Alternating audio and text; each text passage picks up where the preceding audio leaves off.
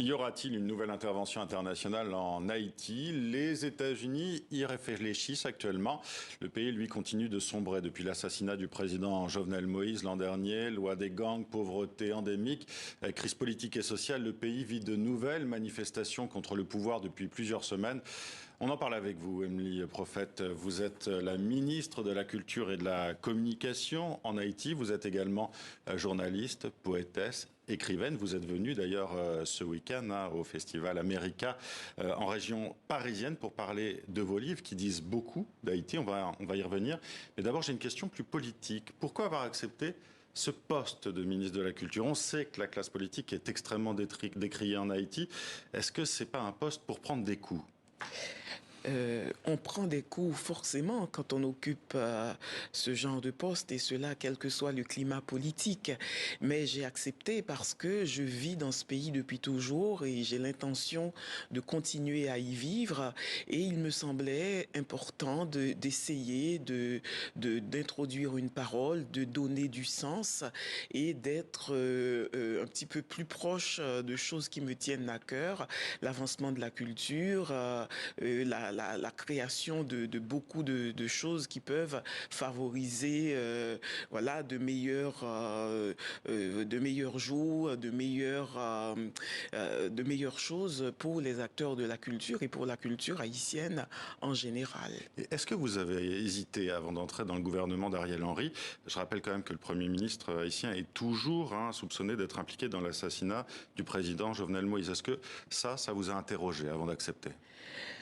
J'ai hésité, mais pas pour cela, parce que c'est trop simple d'affirmer que quelqu'un est impliqué ou On pas parle de dans, soupçon, bien sûr. voilà. Donc, mais j'ai hésité même pendant longtemps parce que j'étais en train de réfléchir à ce que je pourrais faire ou dire comme ministre de la Culture.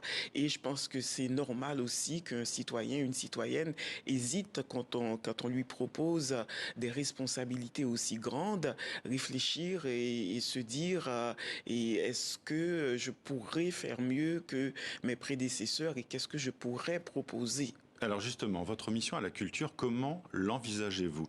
Vous qui êtes une femme de lettres, avec ses poèmes, ses romans aussi, est-ce que justement les mots peuvent aider le pays à se relever?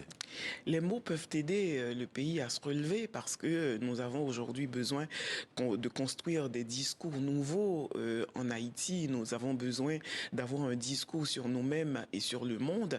Et être ministre de la Culture, c'est être dans une position où l'on peut donner du sens parce que c'est le travail du ministre de la Culture de donner du sens.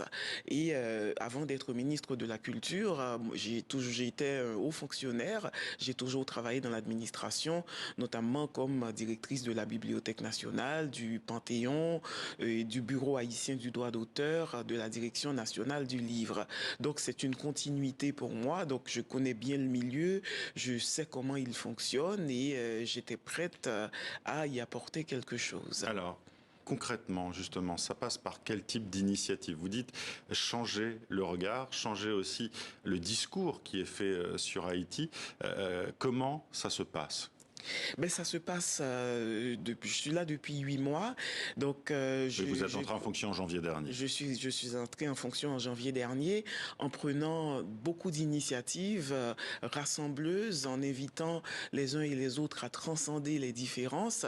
J'ai décrété cette année de la belle amour humaine dans le cadre du centenaire de Jacques-Séphane Alexis parce que je me suis fait une feuille de route qui comporte des points essentiels selon moi et un rapport avec l'éducation à la citoyenneté, parce que depuis 4-5 ans, Haïti n'avait jamais pu célébrer une fête nationale. Par exemple, le temps, c'était le jour où tout le monde sortait pour des manifestations. Donc, je me suis dit, mais pourquoi ne pas inviter les uns et les autres à transcender les différences et à être autour de choses qui nous concernent tous et toutes. Donc, la feuille de route a été élaborée comme cela et il y a aussi du renforcement institutionnel et aussi approcher les associations. Il y en a pas partout dans le pays qui travaillent sur le terrain pour leur demander d'être avec nous dans cette sensibilisation à la protection du patrimoine notamment. Alors, on parle beaucoup de la violence des gangs actuellement en Haïti, de cette emprise, notamment à Port-au-Prince, avec un enfer à ciel ouvert dans certains quartiers. Vous avez décrit cette situation dans votre livre Les villages de Dieu, justement. Comment lutter aujourd'hui contre ce phénomène ? Il faut lutter contre ce phénomène, trouver la bonne stratégie pour désarmer ces jeunes gens qui terrorisent la population, qui bloquent les routes, qui commettent des enlèvements. Et la police dit qu'elle peut. Et là, nous avons vraiment confiance en la police. Et il y a du matériel qui a été commandé pour cette police qui n'en avait pas, puisque les gangs sont très bien armés, ont été armés par des secteurs que je ne peux pas nommer, je ne les connais pas moi-même. Et aujourd'hui, il faut un renforcement de la police. Il faut que la police puisse avoir les moyens de faire son travail et que nous puissions réinsérer ces jeunes gens. Ce sont quand même des personnes très jeunes qui se sont retrouvées, qui sont dans ces gangs, Et que vous décrivez très bien dans les villages de Dieu. Rester ou partir, c'est aussi une question fondamentale que vous vous êtes posée. Vous avez dit, je deviens ministre parce que c'est mon pays et parce que je ne veux pas partir, j'imagine. Justement, cette question fondamentale, elle est au cœur de votre premier roman aussi, Le Testament des solitudes. Les gens ne naissent pas avec l'exil, écrivez-vous. On s'y résout à l'exil, c'est tout ?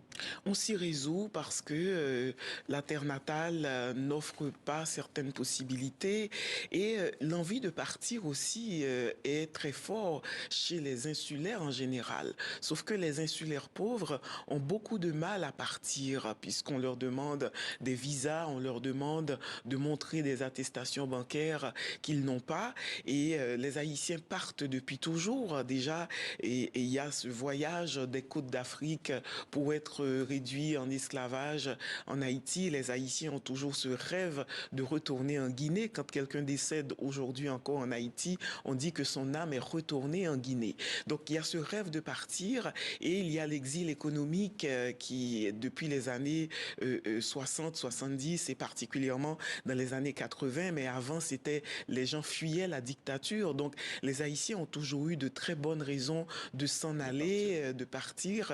Et aujourd'hui, ils partent beaucoup en Amérique du Sud. Et il nous faut aujourd'hui créer un pays, faire un pays qui donne envie aux Haïtiennes, aux Haïtiens de rester. C'est ce que vous essayez de faire aujourd'hui avec le ministère. Voilà, c'est ce que j'essaye d'impulser, de faire avec mes collègues ministres et le Premier ministre, bien entendu, dans des conditions très compliquées. Merci Amélie Prophète d'avoir été avec nous sur le plateau TV5 Monde. Je rappelle ces deux livres, mais il y en a beaucoup d'autres, et aussi les recueils de poèmes, Le Testament des solitudes et Les villages de Dieu, voilà, qui sont publiés chez Mémoire d'Encrier. Merci d'avoir été avec nous. Merci beaucoup.